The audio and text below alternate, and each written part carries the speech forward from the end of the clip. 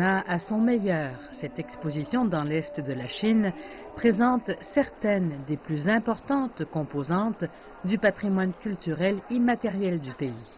Tissage de bambou, poterie, fabrication du thé, etc. Et en dehors des écrans éblouissants, quelque chose capte mon attention.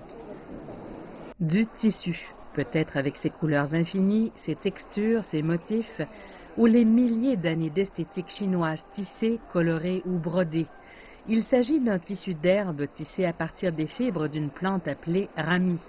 On l'appelle aussi tissu d'été pour ses fibres qui laissent respirer.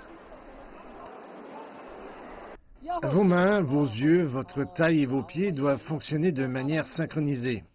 Li Jiankang est désigné héritier national de cet artisanat. Fièrement vêtu d'une chemise en tissu d'herbe, il en discute avec des clients pendant que sa femme montre les techniques.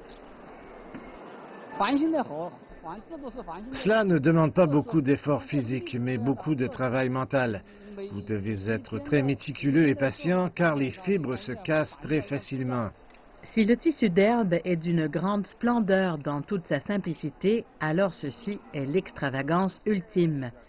C'est Zhongjin, ou nuage de brocart, produit une seule fois pour la famille royale. La machine à 2 niveaux utilisée pour le fabriquer pourrait bien être la reine de tous les métiers.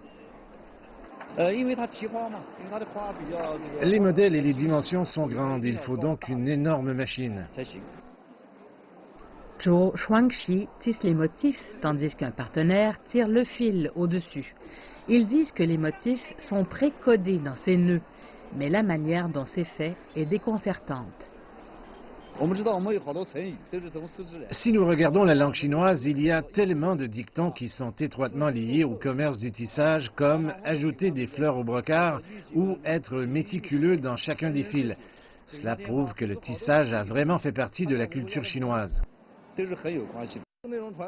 Sun Dongning est responsable de la planification de l'événement. Tout ce que nous voyons ici aujourd'hui était l'élément le plus en vogue de son époque.